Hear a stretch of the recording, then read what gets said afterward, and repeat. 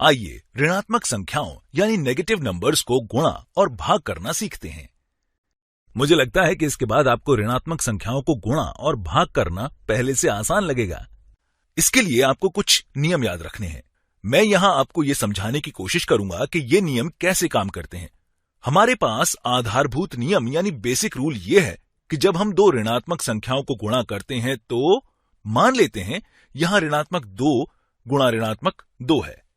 पहले हम इसे इस तरह से सोचते हैं कि इनमें से प्रत्येक संख्या के आगे ऋणात्मक चिन्ह नहीं है, तो ये 2 गुणा 2 बराबर 4 है। मतलब ये है कि अगर हम ऋणात्मक गुणा ऋणात्मक करते हैं तो ये धनात्मक चिन्ह के बराबर होता है।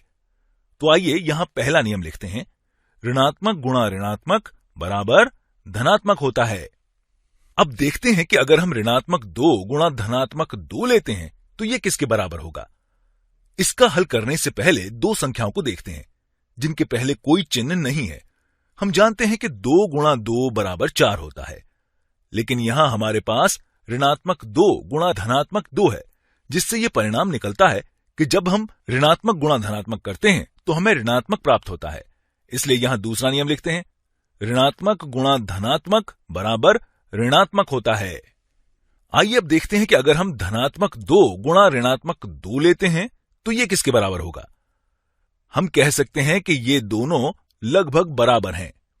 हम इसे संक्रामक गुणधर्म मतलब ट्रांजिटिव प्रॉपर्टी, माफ कीजिए, हम इसे क्रम विनिमय गुणधर्म यानी कम्यूटेटिव प्रॉपर्टी कहते हैं।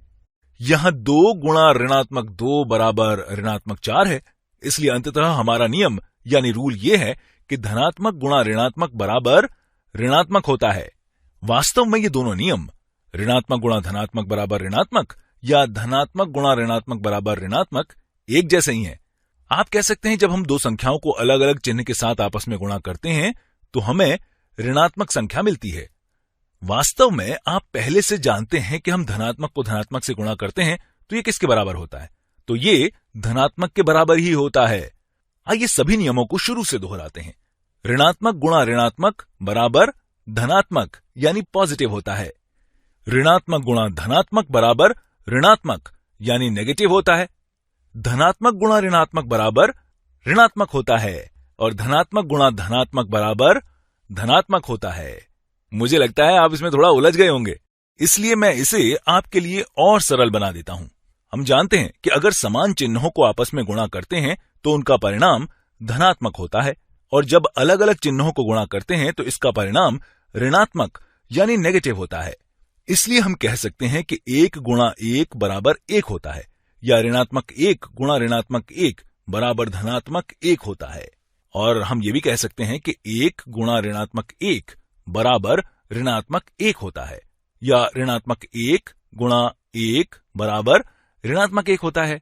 अब आप देख सकते हैं कि यहां नीचे लिखे दो सवालों में अलग अलग चिन्ह यानी कि धनात्मक 1 और ऋणात्मक 1 है। अब यहां ऊपर के दो सवालों को देखते हैं, ये दोनों धनात्मक 1 हैं और ठीक यहां पर ये दोनों ऋणात्मक 1 हैं। आइए अब कुछ सवालों को हल करते हैं और मुझे आशा है ऐसा करने से आप इसे अच्छी तरह से समझ जाएंगे और सवालों को खुद से अभ्यास करने की कोशिश करेंगे। मैं यहां आपको संकेत यानी हिंट देता हूं जिससे आप आसानी से पता कर सकते हैं कि कौन सा नियम यानी रूल प्रयोग करें। अगर हम यहां ऋणात्मक 4 गुणा धनात्मक 3 लेते हैं, या इसे ऐसे कह सकते हैं कि 4 गुणा 3 बराबर 12 होता है। यहां हमारे पास एक ऋणात्मक और एक धनात्मक चिन्ह है, इसलिए यहां अलग अलग चिन्हों का मतलब ऋणात्मक है। इसलिए ऋणात्मक 4 गुणा 3 बराबर ऋणात्मक 12 होता है। ये ऐसा इसलिए होता है क्योंकि हम कह सकते हैं कि ऋणात्मक 4 अपने आप में 3 बार है, मतलब कि ऋणात्मक 4 जमा ऋणात्मक 4 जमा ऋणात्मक 4 बराबर ऋणात्मक 12 होता है। ये आप ऋणात्मक संख्याओं के जोड़ और घटाव में देख चुके होंगे। अगर इस तरह की वीडियो नहीं देखी है तो पहले आपको वो वीडियो देखनी चाहिए। आइए दूसरा उदाहरण करते हैं। अगर हम ऋणात्मक 2 गुणा ऋणात्मक 7 लिखते हैं तो ये किसके बराबर होगा। आप इस वीडियो को किसी भी समय रोक कर देख सकते हैं कि हमने इसे कैसे किया है, और आप दोबारा से शुरू करके देख सकते हैं कि इसका उत्तर क्या है। ठीक है, 2 गुणा 7 बराबर 14 होता है। यहां समान चिन्ह है इसलिए यह धनात्मक 14 है। सामान्यतः हमें यहां धनात्मक चिन्ह लगाने की जरूरत नहीं है, फिर भी आपको समझाने के लिए धनात्मक चिन्ह लगा दिया है। और अगर मैं 9 गुणा ऋणात्मक 5 लिखता हूं तो ये क्या होगा? हम जानते हैं कि 9 गुणा 5 बराबर 45 होता है और दोबारा से यहां चिन्ह अलग अलग हैं, इसलिए यहां ऋणात्मक चिन्ह आएगा। और अब मैं कोई अच्छी संख्या लेता हूं। मान लेते हैं कि ये ऋणात्मक 6 गुणा ऋणात्मक 11 है। हम जानते हैं कि 6 गुणा 11 बराबर 66 होता है। अब यहां दोनों चिन्ह ऋणात्मक हैं, इसलिए ये संख्या धनात्मक होगी। आइए अब थोड़ा कठिन सवाल करते हैं। देखते हैं कि 0 गुणा ऋणात्मक 12 क्या होगा।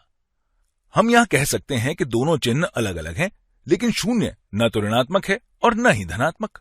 और जैसे कि हम जानते हैं कि 0 को किसी से भी गुणा करते हैं तो 0 ही मिलता है। इससे कोई फर्क नहीं पड़ता है कि आप ऋणात्मक या धनात्मक संख्या में 0 से गुणा करते हैं, तो हमें 0 ही प्राप्त होता है। आइए देखते हैं कि क्या हम इन नियमों का प्रयोग भाग यानी डिवीजन में कर सकते हैं। अब हम पता लगाते हैं। अगर हम 9 को ऋणात्मक 3 से भाग करते हैं तो ये क्या होगा? ठीक है, 9 को 3 से भाग करते हैं तो ये 3 के बराबर होता है। यहां अलग अलग चिन्ह हैं, यानी कि धनात्मक 9, ऋणात्मक 3। इसलिए यहां अलग अलग चिन्हों का मतलब यह है कि हमें ऋणात्मक चिन्ह मिलता है। हम कह सकते हैं कि 9 को ऋणात्मक 3 से भाग करने पर ऋणात्मक 3 मिलता है। आइए अब देखते हैं कि ऋणात्मक 16 को 8 से भाग करने पर क्या आता है। हम जानते हैं कि 16 को 8 से भाग करने पर 2 आता है। अब यहां भी अलग अलग चिन्ह हैं, इसलिए 16 को 8 से भाग करने पर 2 आता है। याद कीजिए, अलग अलग चिन्ह के लिए हमें परिणाम ऋणात्मक यानी नेगेटिव मिलता है। आइए देखते हैं कि ऋणात्मक 54 भाग ऋणात्मक 6 क्या होगा। हम जानते हैं कि 54 को 6 से भाग करने पर 9 आता है। अब यहां दोनों पद भाजक यानी डिवाइजर और भाज्य यानी डिविडेंड ऋणात्मक हैं, इसलिए ऋणात्मक 54 और ऋणात्मक 6 से हमें धनात्मक उत्तर मिलता है। याद कीजिए, एक जैसे चिन्ह से धनात्मक चिन्ह मिलता है। आइए एक और उदाहरण को हल करते हैं। स्पष्ट रूप से अगर 0 को किसी भी संख्या से भाग देते हैं तो हमें 0 ही मिलता है, लेकिन हम किसी भी संख्या को 0 से भाग नहीं कर सकते हैं क्योंकि ये अपरिभाषित यानी अनडिफाइंड होता है। आइए एक और उदाहरण को हल करते हैं। यहां हम कोई अलग संख्या लेते हैं। देखते हैं कि 4 भाग ऋणात्मक 1 क्या होगा। हम जानते हैं कि 4 को 1 से भाग करने पर 4 आता है, लेकिन यहां अलग अलग चिन्ह हैं, इसलिए ये ऋणात्मक 4 होगा। अब मैं चाहूंगा कि आप ज्यादा से ज्यादा ऋणात्मक संख्या वाले सवालों को गुणा यानी मल्टीप्लाई और भाग यानी डिवाइड करने का अभ्यास करें। इसके लिए जब आप संकेत यानी हिंट बटन को दबाओगे तो आपको पता चलेगा कि यहां कौन सा नियम प्रयोग होगा और आप खुद बैठकर सोच सकते हैं कि यहां यह नियम क्यों प्रयोग हुआ और ऋणात्मक संख्या व धनात्मक संख्या की गुणा और भाग करने से क्या मिलता है। यहां और भी रोचक बात यह है कि ऋणात्मक संख्या को ऋणात्मक संख्या से गुणा करने पर क्या होता है। लेकिन अब मुझे आशा है कि आप इस तरह के सवाल करने के लिए तैयार हैं।